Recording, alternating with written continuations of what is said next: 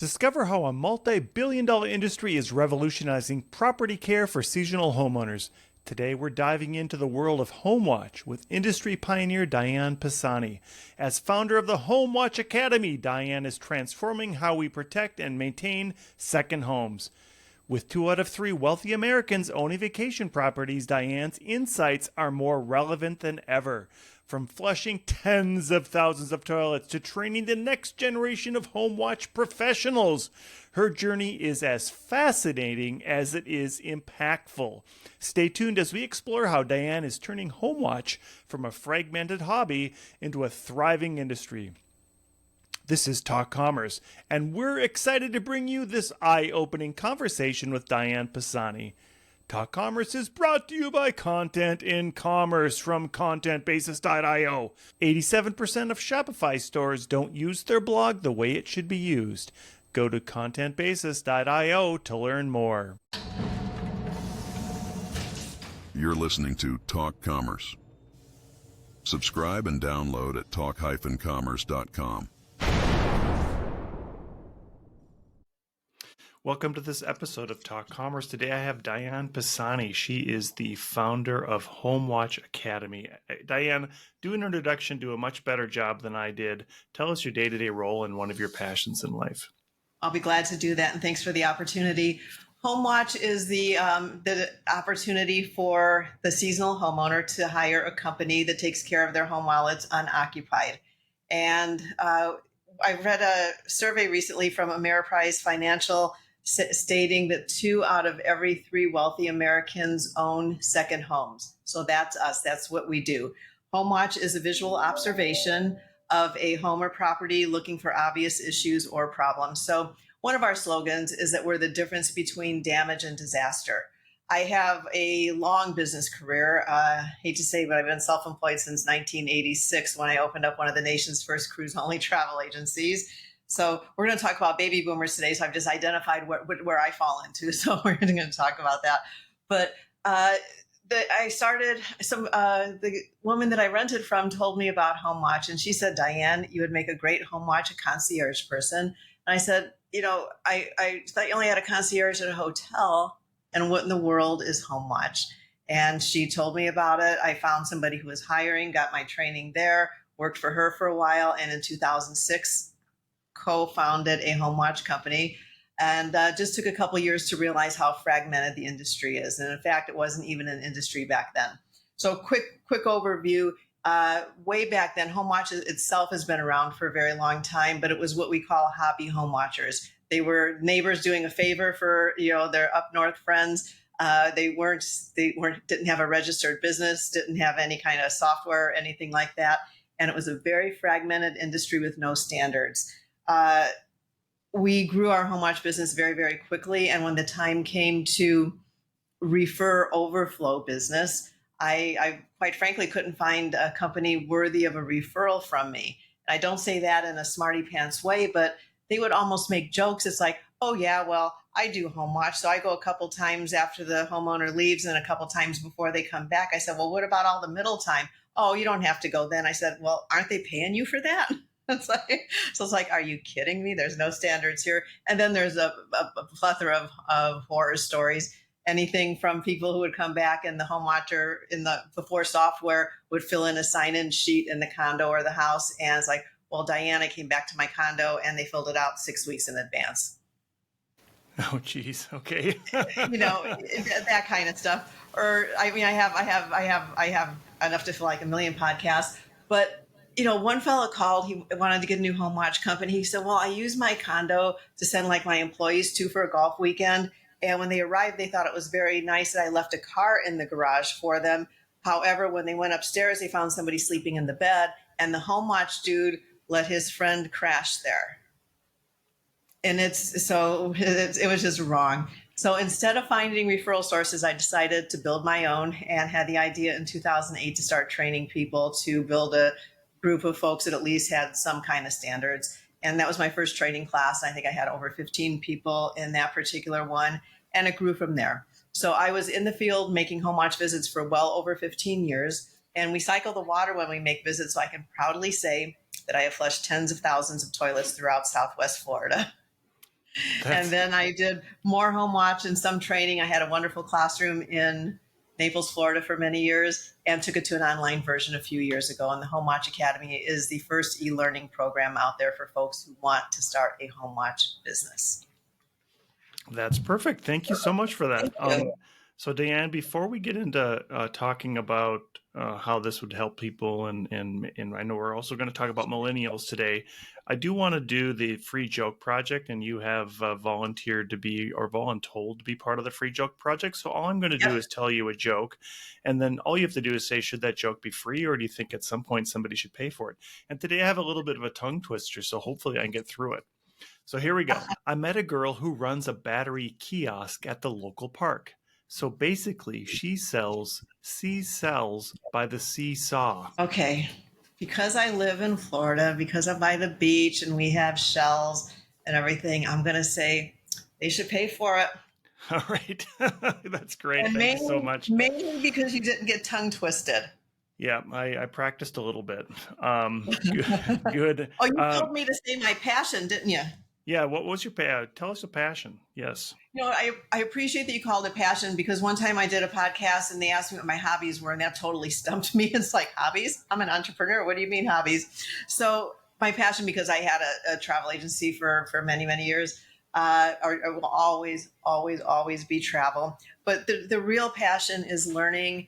And as in my capacity as an educator in Home Watch, I'm a darn good teacher because I'm an exceptional student. So the learning never ends. And I've been listening to a lot of your podcasts recently, and I've learned a lot.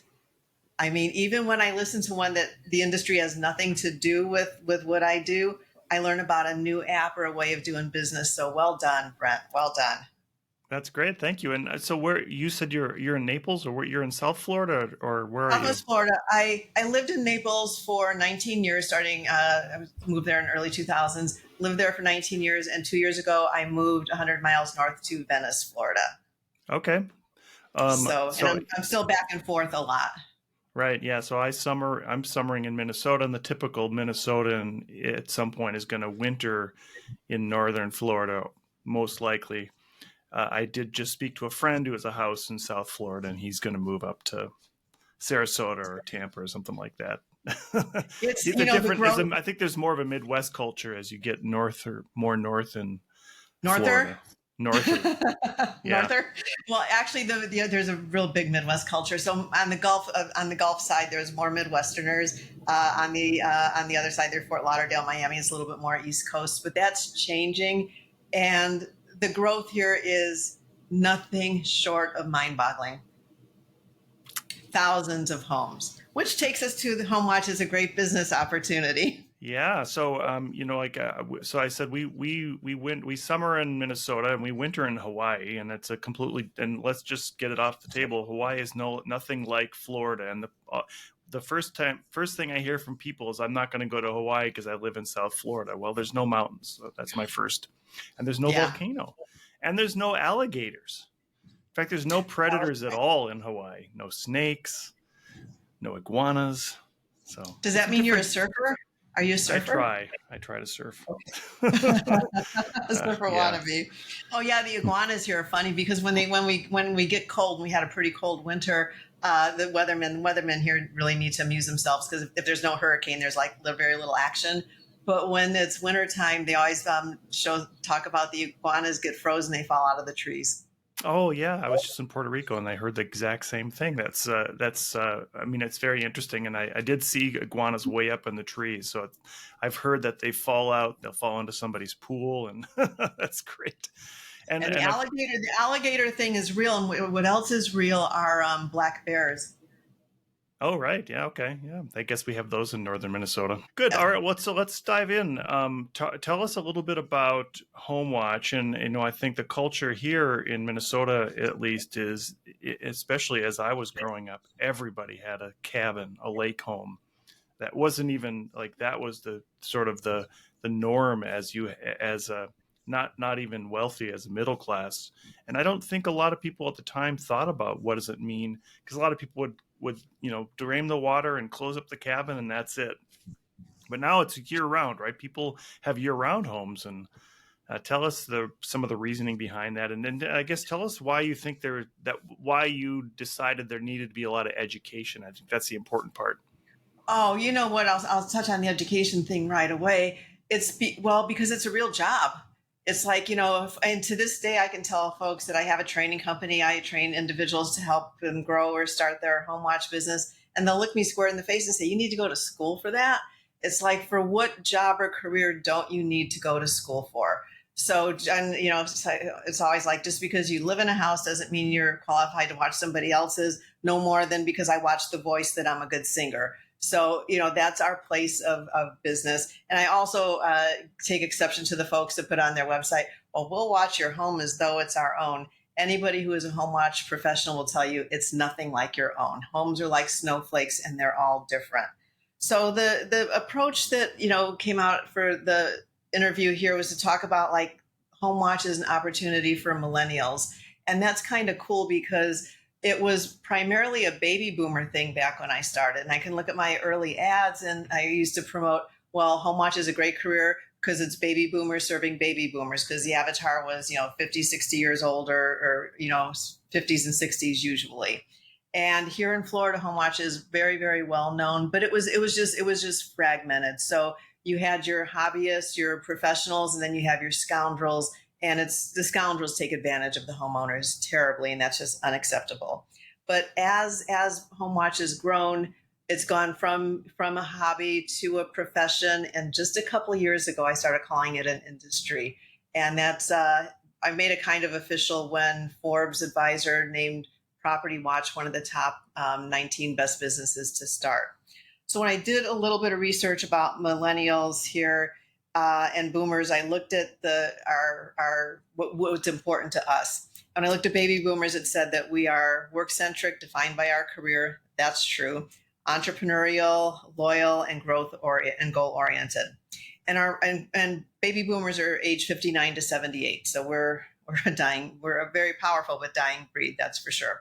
Millennials are the 28 to 43 age group. And in all frankness, Brent, that's when I realized that as a trainer in home watch, I was becoming more successful because I wasn't just training the boomers. Suddenly I was training folks in their 50s, 40s, 30s, and even 20s. It's like, okay, we got us an industry here. And millennials are defined by work-life balance, which is awesome. They care about meaningful work. They like a collaborative environment, flexibility, and independence. And that's what home watch gives people. Flexibility, independence, and being your own boss. It's a humdinger of a business opportunity. So explain that you're helping people to start their career, right? You're not offering the career. Absolutely, I'm fully a training company. So the business model is the Home Watch Academy is an online training company. That's where you get started. And so many folks, when they call, it's like, Diane, I found you online. I did my research. There's a lot of information that I have out there, and I want to do this the right way. I've been self-employed for so long, and as an entrepreneur forever, I practice risk management, and that's very much my style of training. And your first level of risk management, of course, is education. Your second level is a good contract, and your third level is insurance. And the whole idea is to never, ever need the insurance. And the contract, incidentally, and all the forms and everything are included as part of the business owner training package.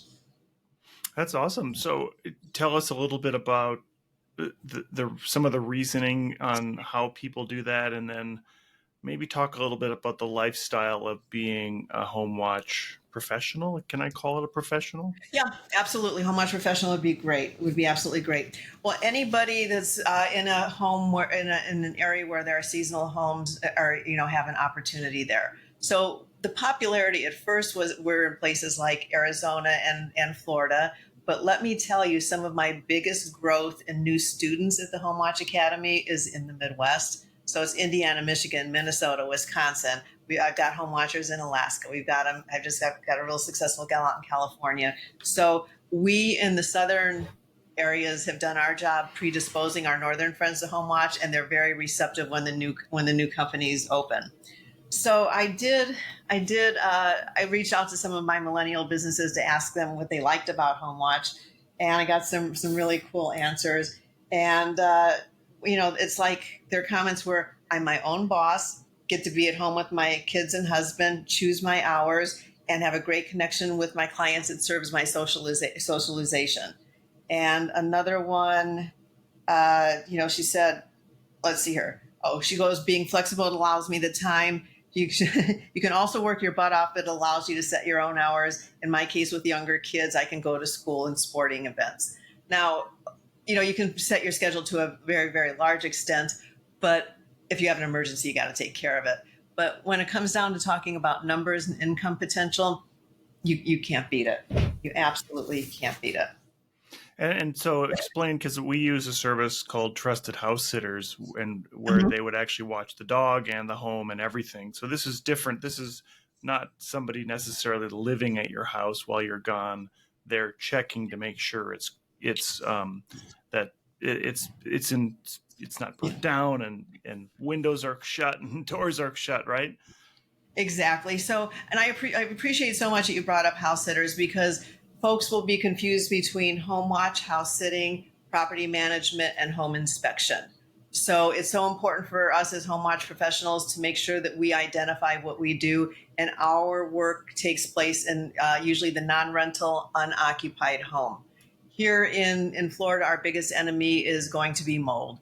And if the air conditioner is not set properly, or if it malfunctions and humidity goes above 50% for an extended amount of time, you're going to get microbial growth, which will turn into mold, and it can literally destroy the home. And mold can start to grow within 2 to 3 days. So it's like I always tell a homeowner that's considering home watch, it's like, well, imagine if you left in May and went back to your northern home and came back in October and your air conditioner broke in July.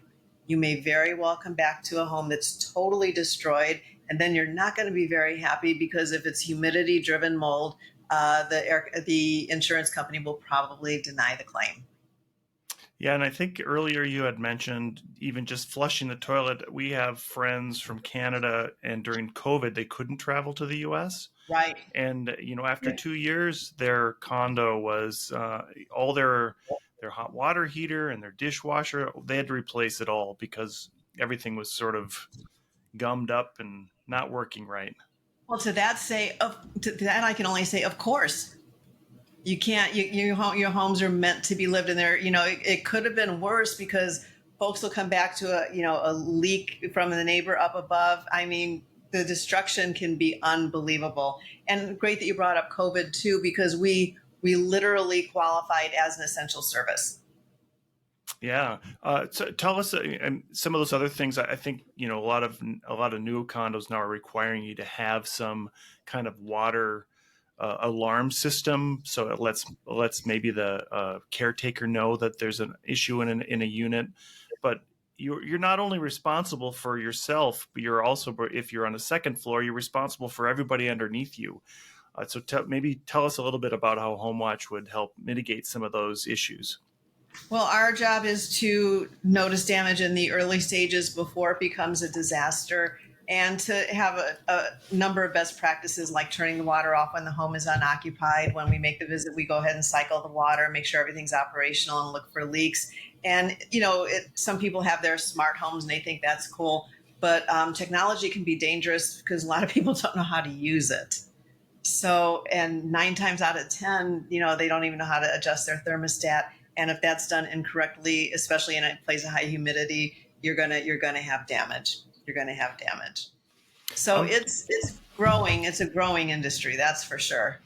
Yeah, let's go back to the millennials, because I'm interested on the sort of the interest for them and how you're approaching that market, because it is different, right? And I'm Gen X, so you're Gen X, yeah. Yeah, it's different for me as well, and I have a millennial daughter, and soon to be a grandchild in a couple of weeks here.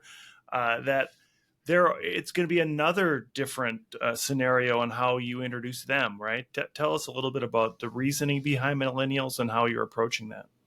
Well, it's such a growing market right now, because it kind of happened. It's like I realize I'm getting all these folks in that age group. There's something cool going on here, and it's got to do with everything with what's available in the workforce out there. And a lot of millennials, it seems they're already predisposed to having more than one gig.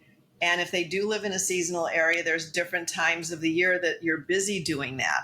So they might be a bartender or a server at the Ritz-Carlton during high season, and then they're struggling during the summer season in Florida, for example.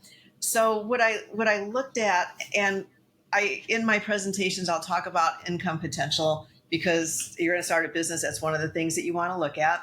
And I realized in so many of my presentations that I was being really conservative with the potential, which is good. I kept my Midwest conservative self there, but it's like, how dare I not give another realistic scenario? So when I crunched the numbers, our home watch visits, when I started in 2006, it was like $40 a visit in 2006. And that was a time when, other people were doing visits for like $20, $25. And I remember a guy, I went out for a beer one time after work, because it was really a hot day, and there's other trades there. And a gentleman came up and said, "Well, I see you have a home watch company." He looked at my T-shirt, and I said, "Yeah." And he said, "How many clients do you have?" I go, "Well, it's our first year, so we've got about 30 clients." I said, "How many do you have?" And he said, 110. And I said, "Well, that sounds like a lot." I said, "Do you have a business partner?" He goes, "No, I do it myself." And it's like, that sounds like a lot for one person. And then he said, "What do you charge?" And I said, "Well, we start at $40 per visit." He looked at me, goes, "You can't get that." I said, "Well, I'm sure glad nobody told me, because I kind of get it all day." I said, "What do you charge?" And he said, $20 a visit. So I paused for an appropriate amount of time, looked him straight in the face and said, "Guess I should buy you a beer." So you either work harder or you work smarter. And, God bless, nice people go into Home Watch. They have customer service skills and servant's heart, but you got to be fair to your business financially. So some of the people out there are still charging $30 or $35, which to me is absolute positive insanity. So I did some check on the Consumer Price Index, and 2006, $40 in 2006, in 2024 is $62. So a lot of my companies are at $60 to $65 per visit. So if we look at that $65 a visit, and base it on 50 clients, give you just a quick overview here. 50 clients, maybe half of them being weekly, half being biweekly, a couple times a month. And in Florida, our average person is gone about 8 months out of the year, believe it or not, on average. Some are 6 months, some are back and forth. But using that for a calculation, this comes out to like yearly billing of over $78,000. And that's only for Home Watch. And then our add-on services are called concierge services, and that can add 20, 30, 40% or more. So that's the conservative potential in Home Watch. And in my preparation, I not only talked to some of my millennial folks, but I met with one of my gals yesterday, and she's got a humdinger of a business, and she's got a couple kids in sports and school, so they're busy. She's actually, Brent, averaging $4,000 per client. So with 20 clients, she's at like 80 grand.